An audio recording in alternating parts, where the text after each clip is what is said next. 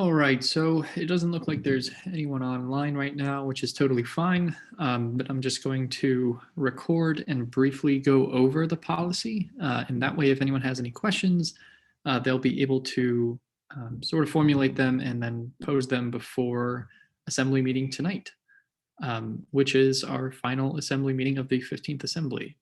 Hard to believe. So I'm going to go ahead and share my screen and give a sort of brief overview of the policy, but again, if there are any other questions that I can answer on the floor, I'd be happy to dig back into it. So Policy 1615 general overview focuses on the executive branch, specifically really what the ad hoc and organizational structures executive branch subcommittee found to be some overarching issues with the organization that we can ultimately come together to help fix. So what have we got? Well, first on the docket deals with the terminology regarding our structure. I'm sure all of you know by now and are familiar even with this image that the UPUA is structured into three branches: the executive, the legislative, and the judicial, just like our federal government and like most student governments throughout the nation. However, the Constitution doesn't use the term branch. Instead, it uses the term entity. And you can imagine how difficult to understand this might be to people just joining the organization if you were to tell them, oh, I'm a part of the legislative entity. And then they were to ask, oh, well, what one? Or the executive entity. Well, what entity? Well, I'm technically a part of the subsidiary referring to sustainability. That would mean that they are a member of the Department of Sustainability. But the terminology is so strange here that it just creates more confusion. So it switches things to officially use the word branch, and that's pretty much it. So pretty simple changes there. There are a few brief clarifications in here. So the executive branch assists overseeing the day-to-day operations of the UPUA, executes acts of the UPUA, and then doesn't really change much. The judicial board, which I understand 1515 might change, so this might look a bit different, but everything else is pretty much the same. It does add the word general in front of assembly of student representatives. So that's that. Moving on to the second one is membership clarification. This clarifies the difference between who can vote in the UPUA and then who is actually in the UPUA. Our organization is unique in that any undergraduate student can vote for the organization's president and officers, meaning that they are considered general election members. That is not anything new. We're not introducing this, but what we are changing are just several instances of the word member, where they aren't necessarily referred to, being a member of a specific department or committee or thing like that, and outlining them as a general business member, which is what separates the student body from any member of the UPUA. When you become elected to the UPUA, appointed, or even hired, you become a general business member. And again, that's nothing new, but just clarifies that throughout the Constitution. So some examples of that you can see here, what the membership looks like. Again, we didn't introduce this, but it does clarify general business members elsewhere, blah, blah, blah, blah. So there's no confusion. All right, so moving on. Pronouns, very simple changes from he, she pronouns, his, her pronouns to they and their throughout the document. Chief executive officers, the policy outlines the president and VP as the chief executive officers because right now they are the chief officers, which slights the speaker and the chief justice a little bit considering they each lead their own branches. And so you could even see, a future amendment in which the speaker becomes the chief legislative officer and the chief justice becomes the chief judicial officer. And then together they're all considered the chief officers. We kind of had informal chief officers meetings throughout this year with the speaker, the president, and the chief justice, the vice president on occasion as well. But this could be a nice way to formalize it in the future. This just clarifies the executive officers though, as you can see here.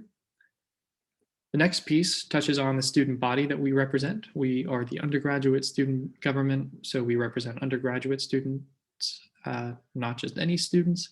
In fact, the president is currently listed as the primary speaker of the student body, referring to both graduate and undergraduate, which is no good.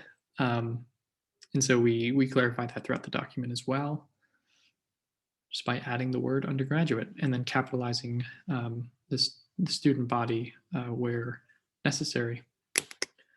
Department dissolution. This is some of the newer things that we are adding in here, which regards the creation of departments. There is a clause that allows the president to make departments at will, and that's their choosing to do so. Totally normal. I mean, we did it this year. But because they are not in the Constitution, there becomes this sort of fray that members of those departments feel in terms of legitimacy because they're not in the Constitution. It is odd that departments and committees are listed in a document that relates to all of us. You might think that the Constitution might be a little bit more vague and say that there shall be departments, but then not list them and leave that up to the bylaws instead for each of the branches. Nonetheless, this amendment would kind of solve the problem of essentially having presidents being able to remove upwards of like 20 people in one department if that department is not listed in the Constitution, by just simply putting it to a vote of the Assembly. Just adding some transparency to the process, as it ultimately could do a lot of harm to the student body if these people were brought in to focus on specific things. Maybe there was a president who wanted to focus on a specific problem at Penn State. And so long as the president can demonstrate that the department is no longer necessary, that department would cease to exist. But there's a bit more say than just the president's will in removing it. And that is what it looks like. Records Department amendments. I'm going to get into a bit of this later on. There aren't too many things here, but I don't think I have the slide finished up. Basically just sets the exec director of records as the organizational secretary, just like finance is the treasurer. All organizations have roles like that. And so this would really be ours. And then it sets up a few other things for the department that, again, I'll get into later on. Department of Sustainability. Once the Sustainability Department was split into the Department of Health and Wellness and Rights and Equity, there was a focus on the environment within the Sustainability Department, very similar to the Student Fee Board's new Environmental Sustainability Fund. So this implies that the department's name, this simply changes the department's name to the Department of Environmental Sustainability at the request of the department, kind of giving some focus and direction to the department moving forward. Not in any way trying to hinder, the term sustainability, but if you think about it, really everything is in one way or another sustainable or could be associated with the term sustainability. And so this does kind of help provide both future presidents and members of that department some direction. Pretty good change recommended by the department. And this is all it is. Directors, department staff, and executive staff. This clarifies the common practice that departments can bring on department staff to help with additional things like running social media, organizing records, whatever it might be. The Assembly has this already with their legislative staffer clause. And I can't remember if this is in the Constitution or the bylaws, but again, this just more or less adds an additional, it just really clarifies the practice that we're doing now with the executive branch. It also clarifies that the president and VP can bring on their own executive staff members. In the real world, this would be considered like a political appointee. So the president's press secretary, their director of executive communications, their chief of staff, even, these are people who work very closely with the president, but who ultimately are, they don't necessarily serve the entire UPUA. And so as such, they are considered executive staff members. So this is how it is worded, just by adding the bit about maintaining additional directors and department staff as necessary. And then it also just adds department staff to some of these clauses. For executive staff, more or less the policy just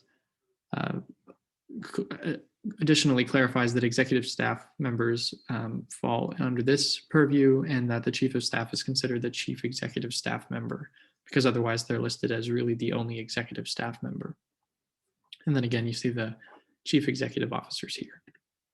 Member removal powers. So currently the president can remove any exec branch member, and the assembly can only censure and or remove representatives, chief officers, directors, executive directors, and judicial board members. But that leaves out things like committee staffers, and leaves out things like committee coordinators, judicial board. Well, judicial board clerks, you could probably interpret to be included in the members piece there, but basically it was the committee's opinion that essentially because executive staff are brought up in some of these other changes, they should also be able to be removed by the General Assembly simply by removing the clause that lists those and just putting really any elected or appointed member of the UPUA, which is what general business members means. See, it all comes full circle. Amendments to the Constitution. How long did it take the Constitutional Convention to ratify or vote on the Constitution? It took 10 months for the first 9 states to approve the Constitution. And the 9 states were all that was required for ratification. So basically what the point that this slide is trying to make is that changes often are slow and at times, don't happen in one sitting. It's not like, in fact, the image of everyone signing the Declaration of Independence is even a great example of just faulty history, in that nobody was ever in the same room to decide that, but rather came throughout the summer to sign. And so this amendment essentially deals with constitutional amendments as a whole, because they relate to all 3 of the branches, executive, legislative, and judicial. If, for example, there were a president who wanted to bring about, or frankly, anybody who wanted to bring about some kind of change to the governing document, no matter how noble it is, it would be a true shame, and it has been a true shame to see that amendment fail, not because it was faulty or because representatives didn't agree with it, but simply because people couldn't make it. And some of these changes can, really better the student body and better the student government. But if, an emergency comes up at the last minute and a representative can't make it, this policy would essentially allow an individual to still cast a vote within a period of 24 hours for that amendment. And I want to clarify that this, doesn't apply to resolutions, bills, or general policies. That is very much so a legislative thing. How you collect your votes and things like that is totally up to you. But considering that amendments to the Constitution are things that can affect everybody, especially when they're put forward by representatives with the help of members of the executive branch, for example, you want to make sure that, they at least have the opportunity to be voted on and aren't just dismissed because people can't make it. And so here's what that looks like. Again, if there were a bylaw change, you could clarify how these votes are recorded. You could clarify, like I mentioned in the last slide, what the policy is. Do you have to meet with the chair first? However you organize that, that's something for the assembly bylaws to consider, because it's more specific to the assembly.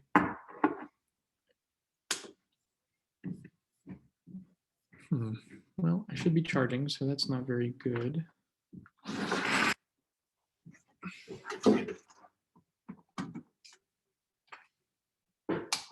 There we go. All right, so moving on. Resignation and re-entry, intended to disallow representatives from being able to resign from their role and then reapply if an opening came up later in the same year. It makes total sense. If an academic rep were to resign, why should they reapply for an at-large rep? It looks it's just bad practice. But at the same time, this ultimately disables staffers who resign from, a legislative staffer simply to then apply for opening representative spots, executive members who resign to then apply for exec directors, members of departments resigning from one to join another department, etc. while these lateral changes can theoretically occur with really just the president's approval, considering that they can just remove members, you can also just really remove a title. And the General Assembly can also just revoke a title without revoking a member's membership. At the same time, it's pretty silly to suggest that resigning from one spot would necessarily bar you from joining the branch in any capacity throughout the entire assembly year. So this clarifies that it only applies to elected offices, representatives, and president and vice president. But we'll come back to this in a second. I do have a recommended change to this that I think might kind of help solve some of the concerns that people had regarding it for fairness and equity. In terms of office, clarification for elected members. Right now, current practice has kind of always been that the president and representatives even, continue in their terms until really the next, just logically, thinking about it, their terms end when the next assembly is sworn in, but constitutionally, technically terms last from election day to election day, which doesn't make sense because you can't take office until you recite the oath of office. And that's usually, a week or maybe 2 weeks after election day itself. So your term doesn't really begin until you take the oath of office. And we're running into problems even now where some reps, are feeling, I'm really wondering if they can show up to events after election day because of this clause, when in reality, this is what would be considered any representative's lame duck term. So this clarifies that, there is still, in fact, a government, a student government from the time of elections until the next one is sworn in. But it ends the moment the next assembly is sworn in.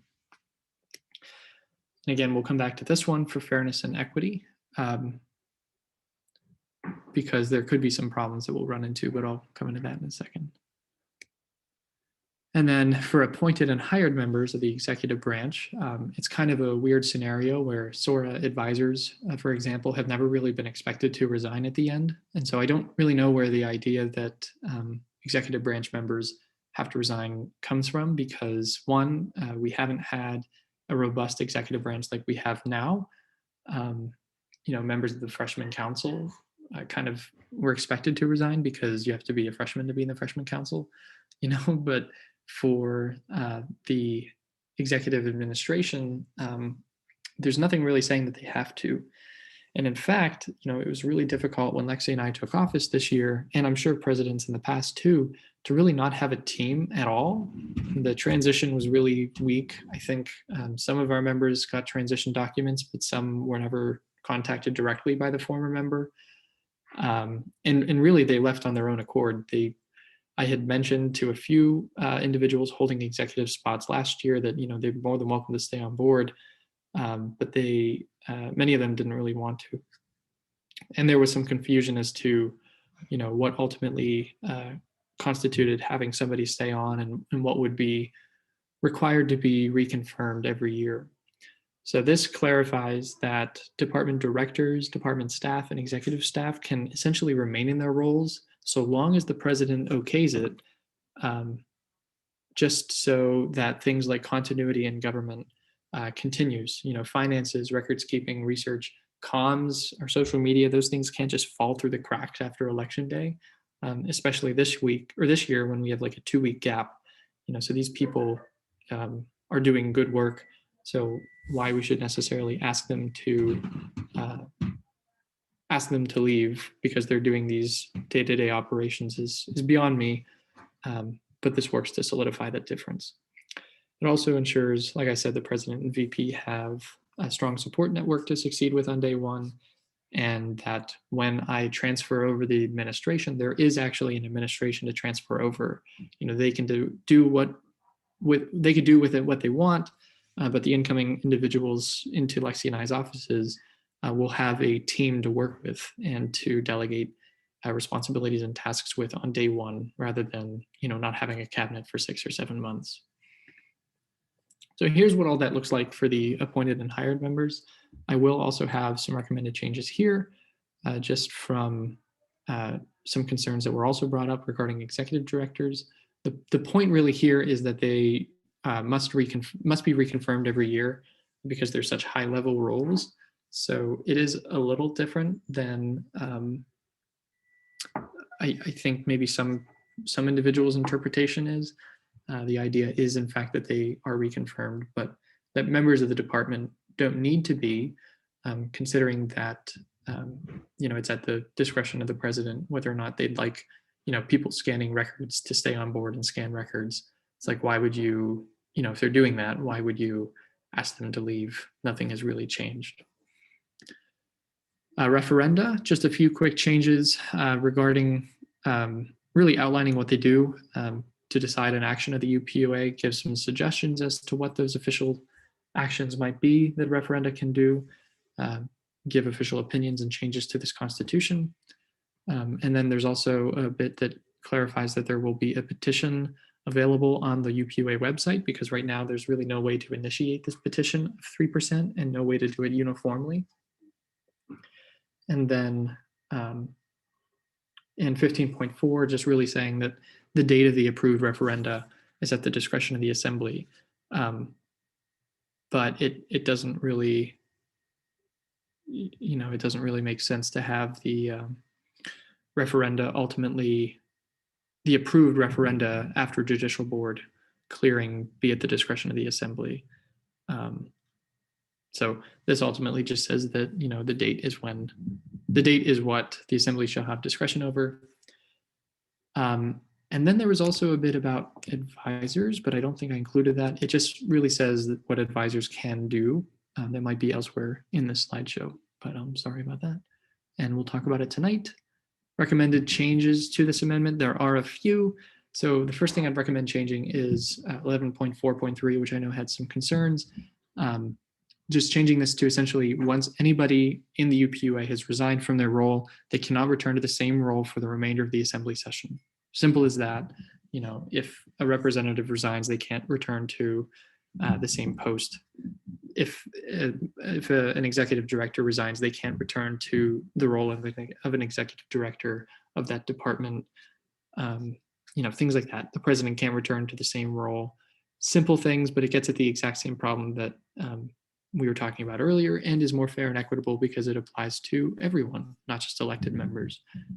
I'd also recommend changing this bit here about the swearing in, really when the oaths are given, when the terms end. Right now it says with the recitation of the same oath by the next individual elected to the same office. Now, this is really specific, but it could cause problems if, for example, an at-large member were running for an academic seat and then won. Technically, by this logic here, the member in the at-large seat would retain their role until the at-large spot was filled. It might even be easier to conceptualize if a college representative was running for at-large and then nobody was running to fill that college seat. Basically, their term would remain in perpetuity until somebody else was sworn into the office. So this just says, it shall end with the swearing in of the next president, vice president, and assembly. Simple as that. And then 10.2.2, the same thing here for exec directors. The term shall officially end, but should an executive director like to be essentially kept on with the at the discretion of the president to ensure, like I said, continuity, things like finances, these things can't fall through the cracks. They can only remain in their acting roles for a period of no longer than 4 weeks after the official end of their term. And that allows, 1 week after the assembly is created. So steering will have met, applications will have gone up. Maybe you don't find people willing to take the role. And, at that case, ultimately, you'd have to talk with the executive director about reapplying if they really don't want to. Otherwise, their terms end at that 4-week mark. And it is a bit arbitrary, but I recommend 4 because of the reasons I'm giving. And then, you would have to find somebody else for the role. Nobody would be able to serve in that role at that point. It also ensures that, if there's a senior in the role, their terms are done after this 4 weeks, both because of this constitutional amendment and because they would no longer be an eligible member of the UPUA, given that they just graduated. Okay, well, that is all that I have. There are a few other things that I'll add tonight, but I'll try to skip through it because I gave this here. I don't want to skip over anything, but I want to make sure that I take time to answer any questions and concerns that people have. So if you have any questions, please feel free to reach out. My phone number is 412-596-2910. Or you can text me or call me, or you could just send me an email and I'd be happy to get back to you. All right, everyone. Thanks so much. And I will see you tonight.